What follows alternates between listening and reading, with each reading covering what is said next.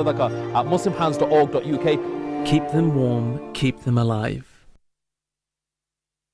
हाँ जी जनाब आज तुसने किया 12 बजे जरा फैमिली की बाहर खड़ना चाहना या खिलाने पिलाने से सोचना कुथे जाओ इस च परेशानी वाली कड़ी गल है इब्राहिमी बफे रेस्टोरेंट पर जाओ उते फ्री पार्क करो उन्होंने मजेदार ते स्वादले पाकिस्तानी इंडियन चाइनीज ते इटालियन आय आय आय आय खाने ना ते जोड़ी कोई नहीं नाले सस्ते ते स्वादले ए थे रक्स इसका मतलब है बटवा भी नहीं होला होनेगा Ibrahimi buffet restaurant variety of delicious dishes के अलावा जेलाटो आइसक्रीम एंड वॉफल्स भी करते हैं वीकेंड्स पर अपना टेबल बुक करवाइए और वीकडेज तशरीफ ले आइए ओपनिंग आवर्स शाम 5 बजे से रात 10:30 बजे तक Ibrahimi restaurant 63 Sycamore Avenue Peterborough PE1 4JP telephone 01733 313131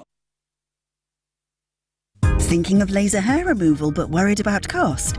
Well Skin Clinic, Peterborough's #1 aesthetic clinic, offers 0% finance on courses of laser hair removal. We perform thousands of treatments using the Soprano titanium in our prestigious clinic. Virtually pain-free and suitable for all skin types, our team of aesthetic professionals can help you achieve your goals affordably. Well Skin Clinic, making life-changing aesthetic treatments affordable for all. 40 Cowgate, Peterborough. Call or WhatsApp us on 01733 555540. Peterborough. Who said good quality fried and grilled chicken has to be expensive? At Sam's, we take pride in every piece of chicken that leaves our kitchen. Just one bite of our chicken or burgers is all it takes to realise we are the best. Visit us at our brand new place at 333 Lincoln Road, PE1 2PF. Or order a delivery through Just Eat, Uber or Deliveroo. Sam's, the home of great tasting chicken for over 30 years.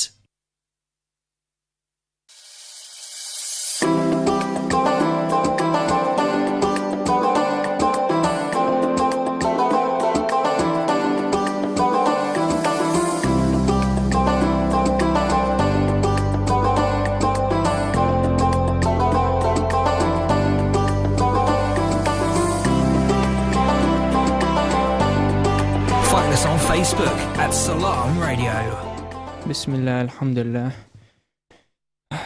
Assalamu alaikum, my brothers and sisters. Welcome back to another episode of Tomorrow's Voice.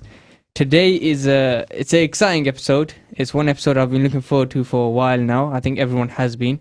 But before we start with today's episode, we got a special guest. Alhamdulillah, we've been waiting for a while to get him on, but finally his schedule has let him to come on to our show.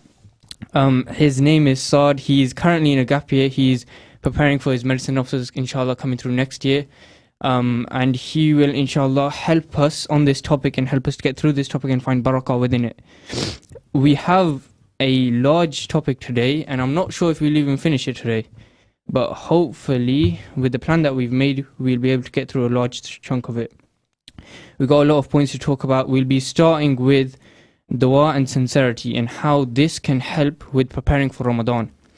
The reason we picked to start with this, and you'll see this within all our topics really, all our episodes really, you'll see that we start with dua and sincerity for a reason, because that's the first thing you do. The first thing you do when you're looking to make an intention, when you're looking to do something for the sake of Allah subhanahu wa ta'ala, is you ask Him for help and you clear your intentions. And you'll see that with everything. When studying knowledge, when studying fiqh, aqidah, whatever it is, first thing you do, a student of knowledge clears his intentions. He has sincerity within his heart. But also, it's hard to do this without a relationship with Allah. So, with this comes the prayer, comes the 5 daily salah, and comes a lot of other things. And I think one thing that's important to remember when you're making dua to Allah, like when you're actually speaking out to Him, when you're talking to Him, is to remember that He controls the barakah that you get from the month of Ramadan. It's not us. Like, the same two people could sit down, for example, and sit down to memorize the Quran. But it's Allah who controls how much of the Quran goes into your heart at the end of the day. And I think that's something that not just the youth, but everyone in general, we tend to look over. The fact that Allah controls everything.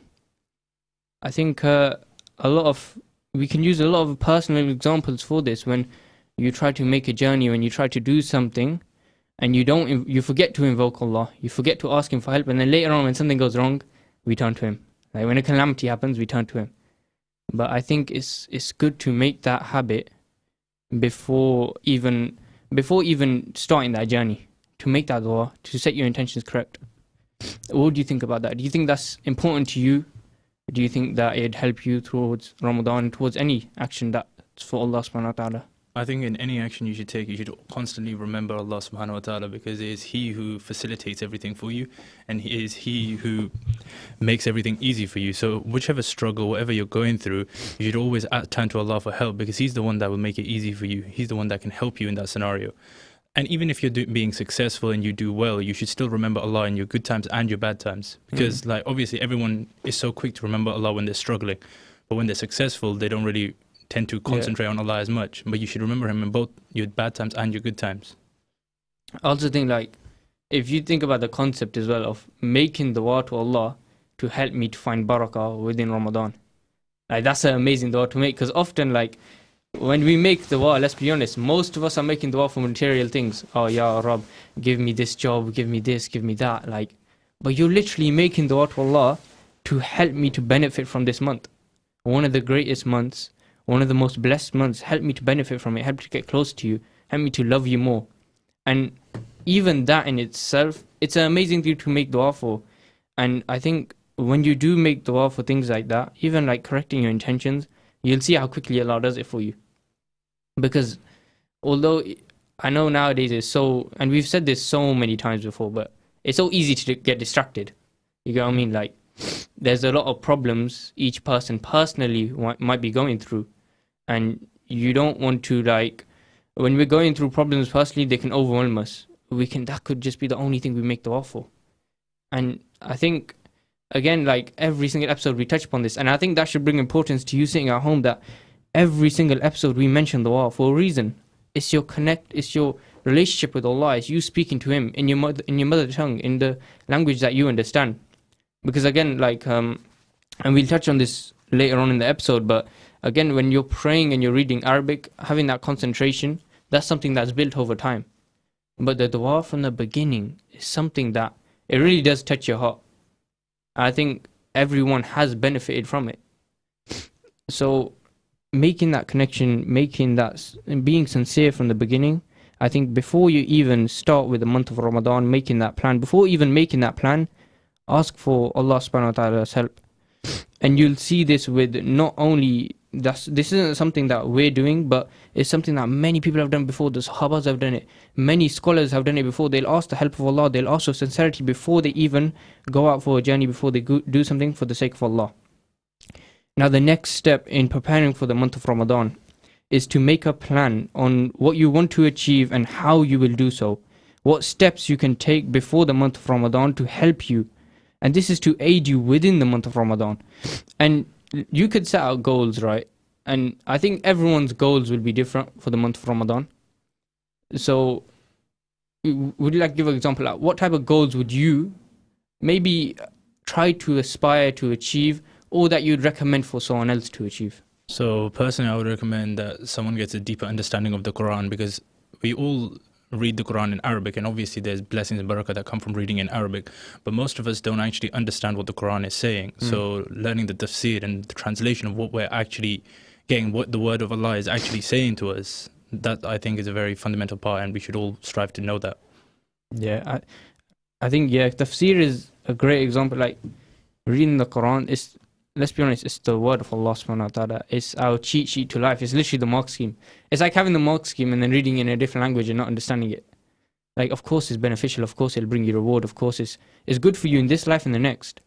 But I think it's so important to remember that reading the tafsir, understanding it, implementing it is a whole other thing. And it's crazy, like, and we'll touch upon this later in the show, like, when we talk about having the right friends within the month of Ramadan and how that can affect your month. But even yesterday, on the way back from Leicester, yesterday in the car, we mentioned tafsir and how it's so important, because I feel like it's something it's so easy to just like ignore. Like, we could read the translation ourselves, right? And we could feel like that's enough. But if you really want the true meaning of the Quran, the true interpretation, the right interpretation from the scholars, from the ulama, you should make it a habit to read tafsir. I think the tafsir that we mentioned yesterday was Tafsir Ibn Kathir, I think. And that actually, the way we came across that in many ways. I think it was once in an intensive where Sheikh Mahmoud mentioned it to us to actually buy and get this tafsir. Of course, it's very expensive. Tafsir is £130, and we're students, so it's not looking the best. Don't say where, I'm in a gap year. Oh yeah, true. But we're broke. Let's just say that. Yeah. So it wasn't an easy thing to do. But even then, like, I think later on, probably about a couple of weeks later, a couple of months later, we went to a talk by Abu Taymiyyah, and he gave us the exact same advice. Well, he's talking about the month of Ramadan actually, and he's talking about understanding the Quran, and he's talking about tafsir, and he mentioned the exact same tafsir books to us. And then we kind of took that as like a lesson, took that as like a sign, if anything, to maybe we should study this tafsir, maybe we should give it the priority that it deserves, because the thing is, these works are amazing works from scholars way before us. And I think you can have you could think about it beforehand, like, oh, they're from the past, wherever, they might not know our problems. But trust me, when you actually read these lots of work, it's crazy how much they can benefit you in this world. Even though we're in the modern day, yeah. And it might feel like, oh, the modern day is different, whatever. But the things that they have written, trust me, wallahi, it'll benefit you so much you won't even realize how much it can relate to you, even in this day, in today. One other thing, I think this is upon making a plan for Ramadan, and that when you make your plan, firstly, see your goals. Don't try be too ambitious. Of course, it is a month, but don't be saying like, oh, I want to complete the Quran 100 times, something like that. Something too ambitious. Of course, because then at the end of the month, you'll feel like you failed, which isn't a good feeling. But of course, anything is better than nothing, right? Something is better than nothing, as long as you strive, as long as you put in effort. I think that's the most important thing, that you put a goal, that something that resonates with you, something that you know you've been holding up for a while. Maybe it's memorizing the Quran or something like that. But I think the goal can really shape your Ramadan to be one of benefit. And then breaking it down. I think I'm going to sound a bit nerdy, but in computer science at least, I know Brother Faisal's in the background now, probably smiling, but in computer science, you like to break down the problem. It's called problem decomposition. And it's where you have a problem, you have a goal you want to achieve, maybe there's a software you want to build, some sort of solution you want to provide. So what do? You break it down. Small steps, manageable steps, things you can do within a day, a week, things like that. Have you got any personal examples of like how that could have helped you? So like, let's say you had a goal you want to achieve, whether it's academic, whether it's wherever, social, wherever it is, breaking it down. How could that help? Because then if you break anything down, it becomes more manageable. So at first you might think of the task of memorizing the Quran. You might think of this as a grand task. It's very difficult, and very few people are lucky enough to get a chance to memorize the Quran. But when you actually try and break it down into much smaller pieces, you don't have to memorize the Quran in 30 days. You can spread it out over a very long time. So let's say you learn a couple of ayats a day. But if you're consistent with that and consistently memorize a couple of ayats, it will build up and build up. Then you'll learn 1 juz, 2 juz, and eventually you'll have completed the whole Quran. Yeah, exactly that. I think taking it a step at a time and knowing that Allah does not, of course, results are important, but that's not what matters to Allah subhanahu wa ta'ala. It's about the effort that you make. Like there's so many prophets out there that put in so much effort, yet they didn't get any results, yet they are guaranteed Jannah. There's a reason for that. It's because the effort that we make it. Allah wants to see us put in effort for His religion, put in effort for His deen, to actually, and the thing is, we might look at it like, oh, I'm doing this for Allah, but it's not. The thing is, it's not benefiting Allah, it's benefiting ourselves. And when you look at it from that mindset that whatever Allah has prescribed for us, whatever Allah has made farad upon us, is actually better for us. And I think that's one of the blessings of Islam in itself, that people like non-Muslims might look at us and be like, why do you wake up for sunrise, for example? Like, it seems like so much effort, it seems such a burden to put on yourselves. But you realize when you actually do start waking up for sunrise, for Fajr, and you have a productive day from there onwards, you realize it's beneficial for yourself. Not just mentally, not just like through your social life, through your relationship with others, but in so many, like spiritually, it's so beneficial for yourself, having that routine of your salah. I think now, hopefully, inshallah, everyone, you sitting at home right now, can even think right now, you can think, what do I want to do for this Ramadan? What plan do I want to make? What goals do I want to achieve? And how will I go about doing this? Maybe even write it down. I know a lot of youth or a lot of people out there might see me a bit cliche. Yeah, I'm going to write it down, make a little plan, make a little diary. But trust me, it helps a lot. Writing down your task helps a lot. I know this is something that I think a year ago, I think Brother Faisal mentioned to me that write down your goals, write down the things you need to do, otherwise you'll forget. And at first I didn't take his advice, and then I learned from it. I realized I'm starting to forget things like deadlines and assignments and things like that. Writing down what you need to do will benefit you so much that you don't even realize how much it will. But you'll see your productivity increase so much after that. One thing I wanted to mention about the month of Ramadan is gluttony and how it can affect the spirit of Ramadan. Because although we all like to go through Ramadan and we like to give huge amounts in sadaqah and we like to starve ourselves during the day, but when we overindulge in food and we fill our stomachs to the brim, do we really find the same barakah from Ramadan than if we didn't? Because it's hard to put ourselves in the shoes of those who cannot fill their stomachs, right?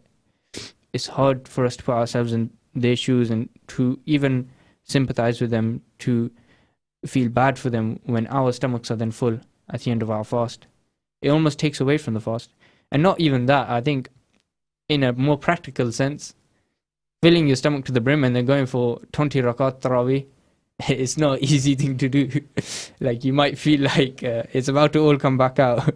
But I think that's one thing you'll see it. Like there's so many studies. I remember my dad was mentioning to me once that there were studies showing that the food consumption within Ramadan is actually higher than without, right? Outside Ramadan, we actually consume less sometimes.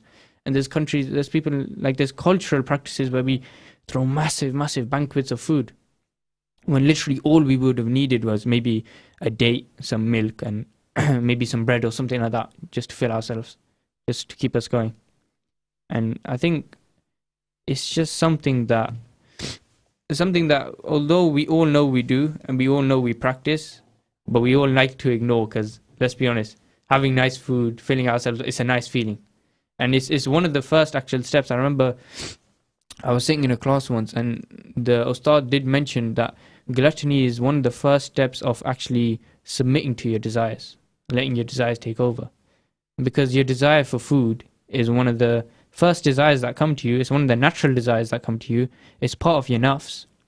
But that's one of the first steps a man can take into actually submitting to his desires, is filling himself up to the brim. Not just with water, but also with food and whatever it is that you find nice or tasty, wherever it is. And trust me, I know this, especially living in Leicester right now. I know how tempting it can be to just literally have whatever, whenever, and just fill yourself. We also, I think this kind of links into how when you are fasting, right, you have so much free time.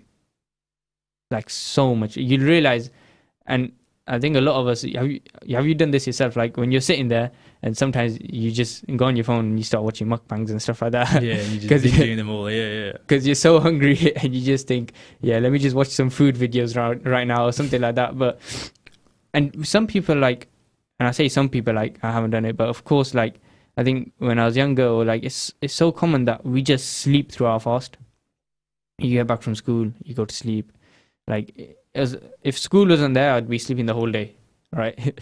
And I think that almost, it takes away from Ramadan. Like the fast is supposed to be a time where we increase our ibadah, we increase what's farad upon us, not what's farad, but we increase how we complete what's farad upon us. We make sure we complete all of it, and then we look at things like khushu, we look at things like sunnah. We try to implement that within our Ramadan. But of course, the fard always comes first. And I think that's something sometimes people not tend to forget, but we don't put enough importance on it. The fard, even the salah in itself, like Allah loves something that's more consistent. A good deed that's consistent, Allah would love that more. A small good deed that's consistent, right? And I think that's something that we should always remember, and we should always keep close to our hearts, that we should always focus on Fard inside and outside Ramadan. Although, look, we go into a month of Ramadan and we try to complete 20 rakats, Tarawih, and then we end up missing Fajr in the morning. Like, to find that benefit in Ramadan, firstly, make that schedule, make that Fard thing part of your schedule. Make sure that you complete it every single day, and then start adding on slowly. And I'm sure you must have gone through this yourself as well, especially going through A-levels, going through everything you've been through. Really, you have to have a schedule, right? Yeah. And yeah, go on. And the one thing I've noticed is when you're talking specifically about Salah, I think one of the most important things that we all need to remember is our first priority is to pray our 5 daily Salah. It's fard on us and we have to do it. And obviously, to actually appreciate your Salah, you have to understand the meaning behind your Salah. So I think in Ramadan, one of the biggest things you can do to prepare for Ramadan is understand the meaning, the translation, and what your Salah actually is. Because in a sense, the Salah is your chance to talk with Allah. It's your chance to communicate with Him, and He's given us the blessing of having that conversation with Him 5 times a day. And then when you can understand that, you can also realize the benefits of Tarawih. You go into it, Allah has given you 20 extra rakats to appreciate Him, to talk to Him, to have a conversation with Him. Because I've noticed myself that I've lacked that, and I haven't been able to really realize how much of a blessing it is. Sometimes last Ramadan, I'd go after 8 rakat, I'd be like, I want to go home, I want to go sleep, I want to hop on COD or something like that, right? And I'm not able to really appreciate the blessings that we have of the whole 20 rakat. I think that's one thing that we all should try and focus on, is try and focus on what our Salah actually is and the meaning behind it and how it gets us close to Allah.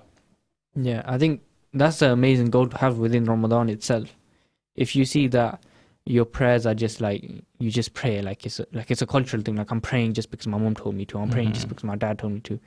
The first thing I'd recommend is learning the tafsir of Surah Al-Fatiha, because that is the surah that we read within every single salah. Salah is not complete if it does not have that surah in it. You have to have that surah in your salah for it to be complete, for it to be invalid, for Allah to accept it. It shows the importance of it. Of course, it's the introduction of the Quran as well. It's such an important surah, and reading the tafsir, studying the tafsir of that, of course you'll never actually get the complete meaning of it. Of course, there's so much to do with it, like it's such a deep surah. However, having a basic understanding of Surah Al-Fatiha will increase your khushu in your prayer to an amazing standard. And you'll feel that with every prayer. And let's be honest, it will be worth it when you're praying 5 times a day, every single day of your life.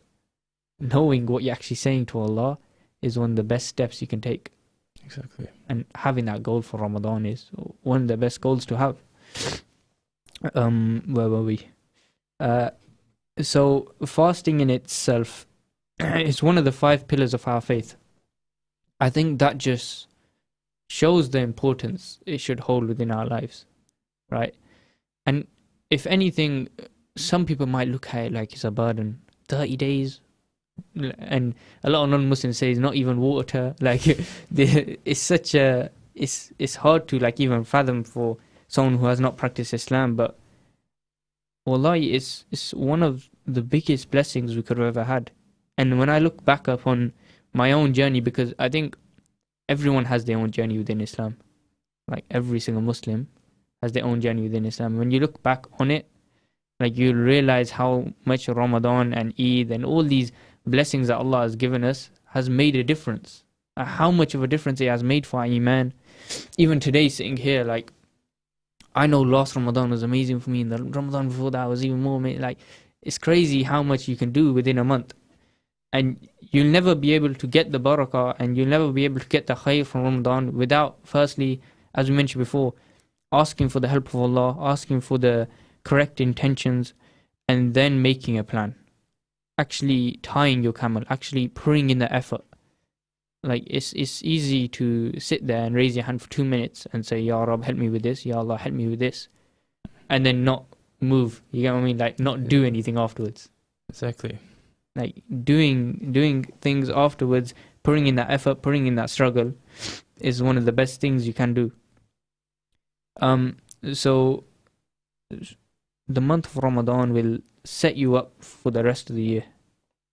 And I think that's one of the things you must look at, that when you go through the month of Ramadan, when you're fasting every single day, when you're increasing your ibadah, when you're increasing these habits, because let's be honest, and we've seen this as well, there's been scientific studies to show that to build a habit, it'll take about between 22 to 28 days consistently to build that habit. Now the month of Ramadan is a perfect excuse for that, right?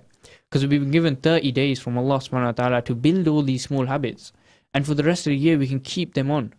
We can keep up with these small habits, whether it's reading the Quran, whether it's making dhikr, whether it's doing something after Fajr, doing something extra, doing an extra sunnah, even with your fard, right? Building these fard habits within Ramadan is one of the greatest things you can do, because once you've completed the fard within Ramadan, and then afterwards, it can affect the rest of your year.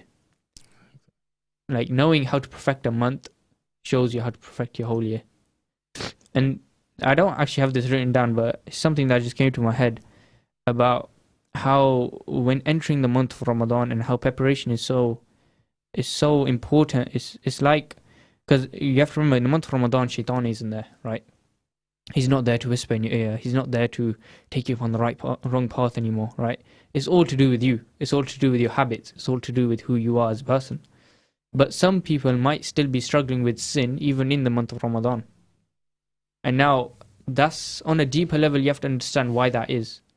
It's because before the month of Ramadan, Shaitan was there every day knocking on your door and you were answering it. You were letting him in. You were letting him make you sin. And now all of a sudden, it's become part of who you are. Your heart has now darkened. Your heart is like blackened almost. With this sin, it's become a habit for you. Just like how it'll take 28 days to build a good habit, I'm sure it'll take 28 days to build a bad habit as well. So, preparing for Ramadan is that perfect excuse to block out the Shaitan before, like, he's even chained up, before he's even put away, right?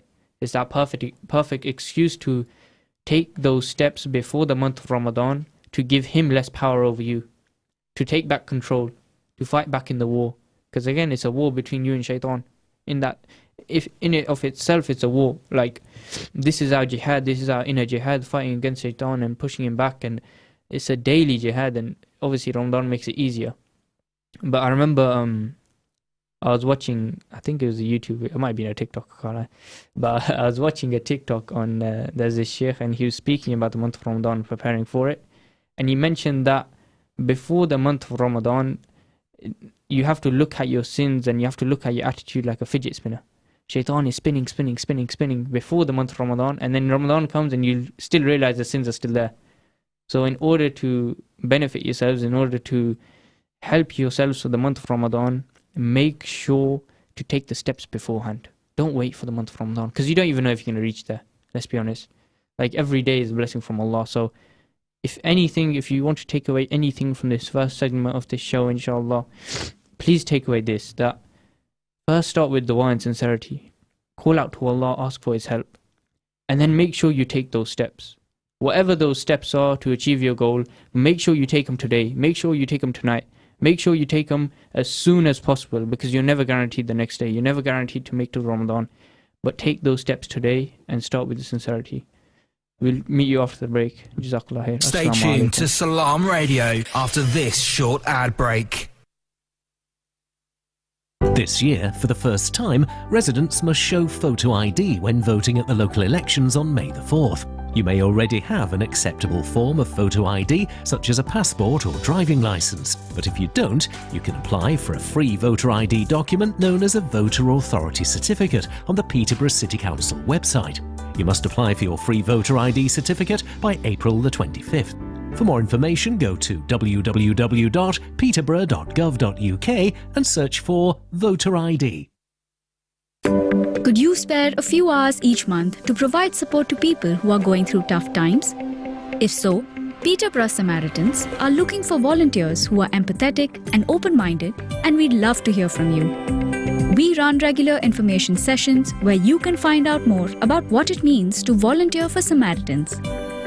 If you are at least 18 years of age and would like to know more, please email volunteer@peterboroughsamaritans.org. Asia Restaurant gives you the unique fusion of flavours from Turkey, Iraq, Syria and Iran.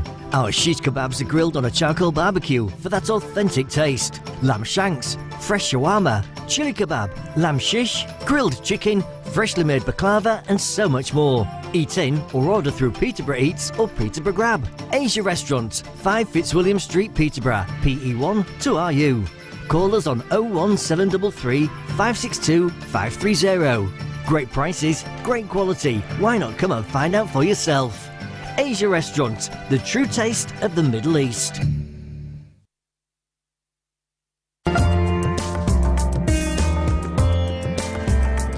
Where can you get high quality and low prices? Amar Food Store and Helall Meat in Lincoln Road, Triangle is the place to go. Pay us a visit and take advantage of our special offers and great range of products on groceries, vegetables, fruits and halal meat. Also send money to Pakistan absolutely free. We have all top brands at special offers, offer free customer parking and provide a free local delivery service. Amar Food Store and Helall Meat, 613B Lincoln Road, Peterborough. Call us on 01733 687 374. High in quality, low in prices. Are you looking for a career where you can make a difference? At Cross Keys Homes, we work with our local communities to create opportunities that change lives. We're looking for enthusiastic, talented people to join our team, from apprenticeships to senior management positions. Cross Keys Homes can support your development while you enjoy great employee benefits. There are so many opportunities for you to shine. Apply to join the Cross Keys Homes team at crosskeyshomes.co.uk. Worried your tenants could stop paying their rent during this cost of living crisis? Next Move Estate and Letting Agents are offering landlords 12 months rent in advance. You'll get your rent paid for the whole year in advance. No strings attached. Too good to be true? It really is that simple. So get in touch with us today for this extremely limited offer. Call Next Move now on 01733 641 642 to find out how we can help.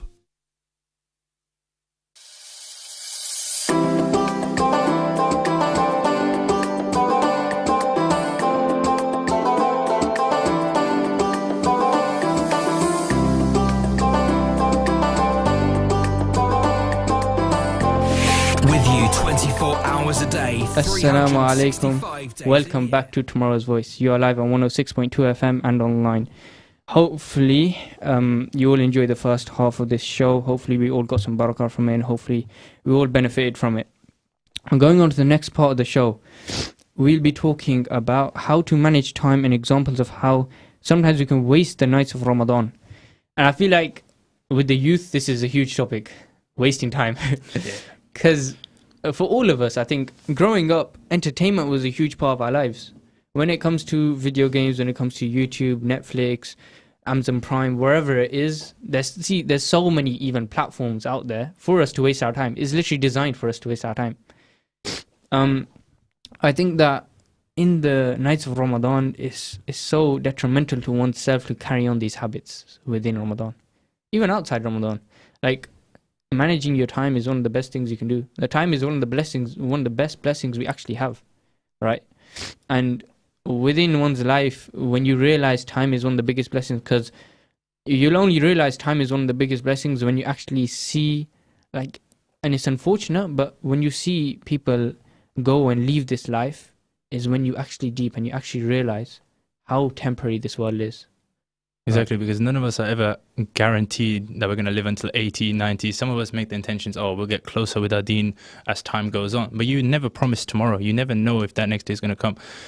And I think another point is that we all got to learn to best how to spend each day as we get it.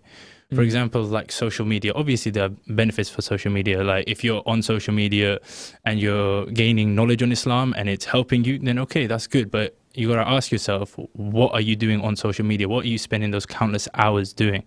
Is it benefiting your iman or is it being detrimental towards your iman? Those are the questions you got to ask yourself. And ideally, you have to ask these questions before Ramadan. And if it's detrimental to your deen, you got to remove it. You got to be able to take that step, remove it, and prioritize your deen, especially for this month. And I see, like, removing it, I know it could be seen as such a hard thing to do. I'm going to delete this app, I'm going to delete that. But Wallahi, when you put your intentions correct and you do it for the sake of Allah subhanahu wa ta'ala, when you remove it, you'll see this contentment come into your heart. You'll actually see you become more happy, more joyful, more like you're getting closer to Allah subhanahu wa ta'ala, and you'll see how it'll actually benefit your life in so many ways. Like when you take that step for Allah subhanahu wa ta'ala, you'll realize how much it actually helped you and how much happier and more at peace you feel. And you can go back to the example of the Sahabas when they left Makkah for the sake of Allah subhanahu wa ta'ala. They made hijrah for the sake of Allah subhanahu wa ta'ala. And look what Allah gave them. Allah gave them dominion over all of Arabia, all these lands, all these kingdoms. He gave them dominion, He gave them power, He gave them wealth, He gave them all these things. And what did they have to do? They have to sacrifice their homes, they have to sacrifice their families, they have to sacrifice all these things, they have to sacrifice blood, sweat and tears to make hijrah in the first place for the sake of Allah subhanahu wa ta'ala. But look at the rewards that they got, not just within this dunya. Now if you look at the next life, the rewards that they're going to get, it's amazing. And any sacrifice for the sake of Allah is more than worth it, because surely Allah holds the best of rewards for us, right? Jannah. And the thing is, it's hard to be motivated by that if you do not believe in it. So to increase your belief in it, to study it, to know what Jannah actually holds for you, is one of the best things you can do for yourself. Because as soon as you make yourself aware of the next life and the benefits, rewards and beauties that it holds, is when you see yourself actually managing your time better in this world.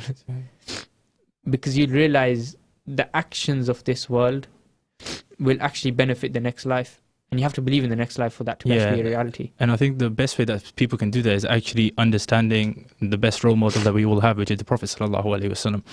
So I think what we don't fail to understand is that he has set the example for everything we should do in our life. He is the best of creation. He is who we should follow and who we should aspire to act like. And we all say, oh, we love Islam, we love Rasulullah sallallahu alaihi wasallam, but how many of you can actually say you know him? How can you love someone you don't know? And I think one of the best ways to learn about him is reading about the seerah. You got to understand, learn what he went through, learn his struggle, because that's the truly way you can actually understand your deen. It's the best way you can understand your deen. Exactly. Taking example from what he's been through, the tests, the trials, everything he's been through, because he's the most perfect creation of Allah subhanahu wa ta'ala. Like, we can look upon him for an example, right? We can follow his sunnah, we can follow his behavior, we can follow his character, and in so many ways that will benefit us. So part of, again, we did say within this point how we can sometimes waste our nights of Ramadan, and I think being part of the youth, like, we can understand how exactly that can happen, because I feel like maybe we've actually done it ourselves, or maybe we've seen our friends do it, maybe we've seen people around us do it, but it's become a culture where, and even now, like before Ramadan has even started, they've prepared these memes, they've prepared these TikToks where it's like, after Tarawih, jump on Fortnite, after Tarawih, let's go get tea, after Tarawih, let's do this, right? It's always an activity that always brings some sort of entertainment into your life. Although yes, it's sociable, like you are getting closer to your brothers, which is a good thing. Like, you're spending time communicating, talking, getting to know each other. And when it comes to brotherhood, that's an amazing thing. And when it comes to sisterhood, that's an amazing thing. But the nights of Ramadan are so blessed. And to spend it with anyone other than your Lord is almost a waste, right? To spend it with your Lord is one of the biggest blessings you can do, and one of the best things you can do for yourself and for others around you. Because you'll see, and I think we've mentioned this countless amount of times, when you start to correct your deen, when you start to get close to Allah subhanahu wa ta'ala, and you start perfecting your salah and perfecting the things that are fard upon you, you'll see your character change. You'll see yourself become more humble. You'll see yourself becoming more likable as a character, as a person. And if that does not bring others towards Islam, if that does not bring others towards the path of Allah subhanahu wa ta'ala, then it's just something that is so amazing that you see within every single righteous person, right? And they say you can't measure piety, you can't see piety within a person, you can't see sincerity within a person, but you can see a person's character, and you can see who they are as a person. You can see how humble they are, you can see how nice they are, and that's just from just ibadah, from straight ibadah, and from straight understanding your purpose in life, understanding the message, understanding your actual deen, your actual purpose, you'll see your character improve day by day, week by week, and month by month. And that's why I think when you do engage in enormous amounts of ibadah within the nights of Ramadan, you'll see throughout the days of Ramadan, you'll be helping others, you'll be kind to others. Exactly. And one of the things that he's mentioned is that you've mentioned is friends, because friends is one of the most important things, whether you look at Ramadan or not at Ramadan. Your friends are where you're going to be. Many, even like you look at the rich people, they say your friendship is who you are. Your friends group, who your friends are is who you are. And that's true in Islam as well. Your friends will either drag you towards Jannah or drag you towards Jahannam. You got to be able to identify which friends are good and which ones aren't good for your deen, and be able to cut them off. It's a very difficult thing to do, but you have to be able to understand that at the end of the day, you're doing it for yourself, and you're doing it to better the relationship with you and Allah. Yeah. And like this example has been given so many times. And I think when cutting off your friends and cutting off people that take you away from Allah subhanahu wa ta'ala, there's so much benefit within it. And you might not realize it.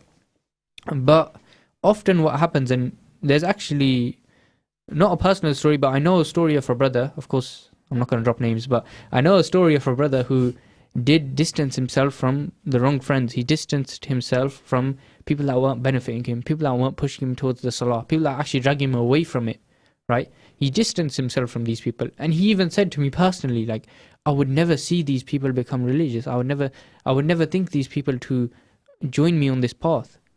But after a couple of weeks of distancing himself from them, one of them came out and contacted him.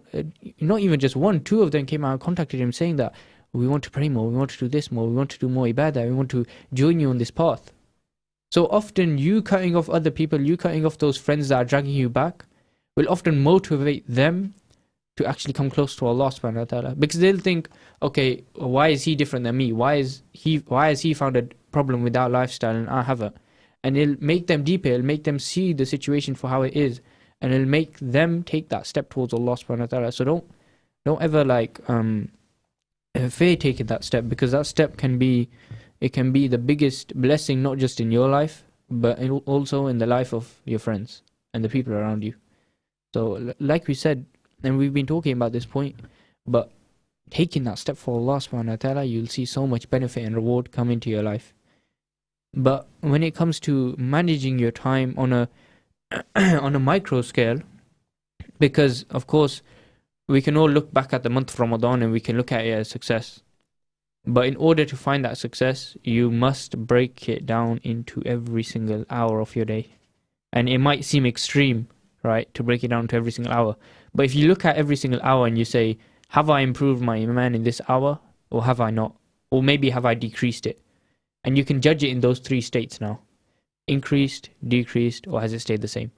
And when you start judging each hour based on that, you will see that naturally, even if you live a normal day, exact same day as before, right? Even if you have an exact same day as the day before, and you'll see that your iman stayed the same, at least now you've recognized it. At least now you can take steps to improve it, to improve yourself, to improve your time management, to see what you're actually doing with your time. And you'll see that maybe your actions might not change, right? You might still go to football, you might still do this, you might still do that. But the thing that changes is your dhikr. And you actually remembering Allah subhanahu wa ta'ala. Maybe you're walking from your house to the football pitch, for example, right? And instead of just walking there, you'd actually put in a podcast in your ears or something like that. Maybe you're at work, you have an 8-hour shift. You put a podcast in your ears, you listen to some sort of video, some sort of Islamic talk, something like that. I think that's a very important point as well. Like, dhikr is one of the most important things you can do on a daily basis, and it's one of the easiest things to do, just remembering Allah. And it's not just the sawab that you get from remembering Allah. If you remember Allah, you're going to fear His punishment more. You're going to fear breaking that relationship with Allah. Because of your love with Allah, you're going to increase your love in Allah by doing dhikr. And then when you love someone, you care for them. You don't want to disrupt that relationship.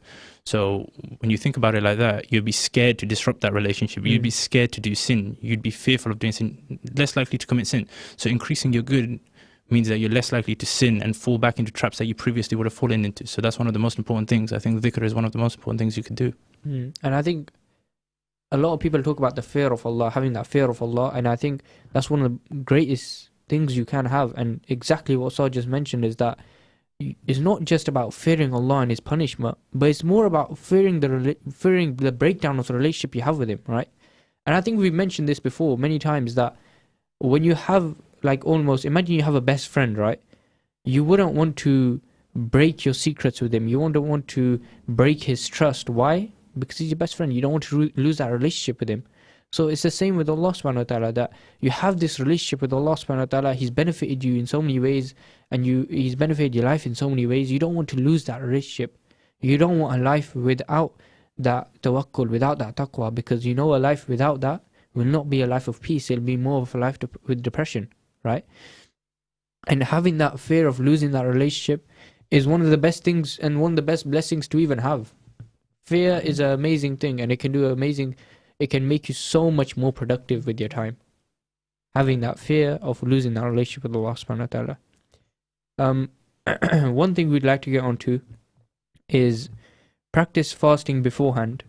Get used to fasting and small consistent deeds. And we've touched upon this before in the show, how small consistent deeds are so, like, they're so loved by Allah subhanahu wa ta'ala.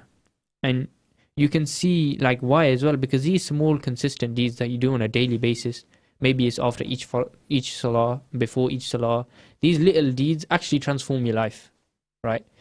And it's again this exact same thing, that you have a goal, you break down the steps, you do small tiny steps to get to your big goal. And you might hear it like people say, oh, baby steps, a bit like that, right? You take very, very small steps to achieve one large goal. I think one of the ways you can do this is by fasting before the month of Ramadan, the month of Shaban, wherein the Prophet ﷺ tend to fast. He would fast more in this particular month. And it's also proven that, like, through medical studies, you can say the best thing a person can do for you is to fast. The best thing you can do for your body is to fast. So when people see that, they're like, oh, we might as well fast. But the Prophet ﷺ said this 1400 years ago. Why don't we look at that message? Why don't we realize that everything that he does is for the benefit of us? So we should try and follow his example. So he would fast, so we should try and fast on Mondays and Thursdays, which is the sunnah. We should try and increase our fast. And it also helps you, like, prepare for Ramadan. Like, some people struggle with the hunger part of Ramadan. So this can, like, give you an insight, build you up, take you slowly into Ramadan. That's the main thing. I think, again, with that, practicing, like, literally having a fast before the month of Ramadan shows you how to have a good fast and a bad fast, right? Definitely. You'll know, sitting there, this fast was beneficial for me and my iman, and this fast wasn't, right? And then you can see what steps you done. Maybe you slept so let's say for one of the fasts you slept, you woke up for Dhuhr, prayed your Dhuhr, went back to sleep, woke up for Asr, prayed your Asr, went back to sleep, prayed your Maghrib, and then of course had your Iftar. But you could look at that fast and you can feel that it wasn't beneficial for myself. Although, yes, we are all very, very tired within the month of Ramadan, and you might even see that, even walking on the street, sometimes you'll just see someone's eye bags or something like that, because you know they're fasting and you know that everyone's kind of a bit sleep deprived. But if you actually take out the day, and we're not even speaking about the night, because the night, of course, is very, very important, but we know a lot of the times people like to stay up till Sari, people like to stay up till your sahur, and people like to stay up in that time and engage in ibadah, engage in remembering Allah. And maybe sometimes people might play games and play Warzone or Fortnite, but inshallah we'll make that effort to cut down on that social time sometimes, and to make sure we include ibadah in the nights of Ramadan, but also during the day, right? During the day we have no other distractions, right? Because you're not planning the next meal, right? You're sitting there in the mornings and you're not planning your breakfast, you're not planning your lunch, because you don't have that to worry about anymore. Now it's just your ibadah. And I think we did touch on the point before about gluttony and about having a large iftar. I think to cut this out is very beneficial for, I think, I would say, not only like our sisters, but also our mothers, right? Because you'll see when they wake up, all they worry about is what we're going to make for iftar. Like, we have to make these huge dishes. It has to be 5 courses on the table. Like, it's a burden for them, and it almost takes the spirit of Ramadan outside of their Ramadan. They end up like not getting the full barakah, the full khair from Ramadan because of the iftar now, because it's become so big and it's become such a burden that in the morning they have to plan out the meals. In the morning they have to go to the butcher's, get 5 kg of meat and prepare it, and it becomes such a burden for them. So I think removing that part of having a large iftar and having a huge feast in front of you, not only will it make your tarawih easier, right? Not only will it make your ibadah easier, but also it'll be easier upon the sisters of our ummah and the mothers of our ummah. Like it'll be easier for them because, of course, culturally, and I think it's very common that they take on this burden. It's very common to see that they've taken on this burden. Yeah. And I think it's a very hard burden for them to hold.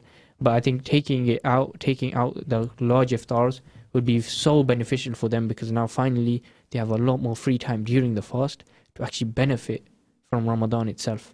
Yeah, that's so true. And another point I wanted to mention is that, like, your fasting is not just a fast of hunger, because although you might be like, you're not eating throughout the day, you won't be eating, drinking or anything, and then some people go to Ramadan with the intention, oh, I'm going to lose weight, I'm gassed, I'm going to lose weight. But that's not the intention you should be going into Ramadan with, because Ramadan is a time where you're concentrating on your relationship with Allah. It's a time where you're concentrating on getting close to Allah, developing that love and closeness with Allah and with your deen. And at the end of the day, after Ramadan, what do you have? Eid. So Eid is for the people that have struggled for Allah during this whole month. Because say you prayed your salah, you fasted, you slept throughout the whole fast, and then you woke up, ate, went on your phone, played video games, and you went back to sleep. Yes, you fasted, but then you got to answer, did you actually fast? Did you actually strive towards Allah? Did you actually struggle in this month? Eid is a celebration for those people that struggled, that strived for this month, not just the people that wasted their whole time. And I think wasting time within the month of Ramadan is such a bad thing to do for yourself. It's not even just for the deen of Allah, it's for yourself, right? And if not now, then when, right? If not this Ramadan, then when? Because we are not promised tomorrow, we are not promised the next Ramadan after this, we're not even promised this Ramadan. So you have to ask that, you sitting at home now, you have to ask yourself this question: if I'm not going to change now, then when, right? And that question is not even just for the people who are, because again, every single one of us sins. It's questions for us as well.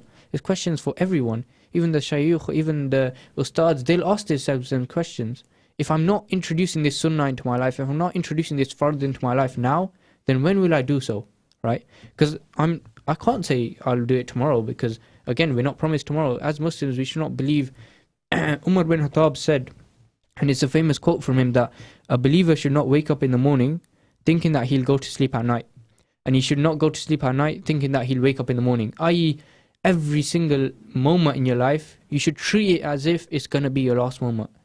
Like the shahada should always be on your tongue. The dhikr of Allah should always be on your tongue, because we are never promised the next day. And I like to refer to, there was a reminder by Muhammad Hoblos, and a lot of people might have heard of it, where he mentioned that when a doctor gives you news, right? When a doctor tells you, oh, you have a terminal illness, or you're struggling your health in this way, and you might see the risk of passing away within the next month, within the next year, within the next 5 years, wherever, everyone's shocked. Everyone gasps. Everyone's so upset on a standard that they could never imagine. They're like, why so early? Why now? And he mentioned in his reminder that when Allah subhanahu wa ta'ala told you that you could die at any second, we did not have that gasp. We did not have that moment of shock, right? And however, when the doctor says it, now all of a sudden we're beyond belief. Like, we can't believe that death would come so quick, right? So really look at this reminder. Look at how death is promised to us. We know there is no life within this world that we don't die at the end. Of course, we all will die at the end, and we never know when this death will come. And it's so beneficial for a believer to actually remember this, because it puts that pressure on ourselves. Because although we're talking about time management, often time is not the problem. Often we have an abundance of time, but often the problem is the fear, the pressure, right? Because if we have that fear of Allah subhanahu wa ta'ala, and we have that pressure to actually benefit ourselves, to actually better ourselves, we'll do it. And you can take the Sahabas for example, right? The Sahabas, a lot of them were old when they found Islam. A lot of them were halfway through their lives. A lot of them and we even talking about this yesterday as well, that a lot of them were cruel people before Islam, but within like a couple of years, they managed to turn their lives completely around. So often it's not even about the amount of time that we have, it's mainly about the amount of importance that we put to it. Exactly, and I think remembering death is one of the most important things you can do to get close with your deen, because it just keeps you fearful of Allah and His punishment. Because what you're thinking is right.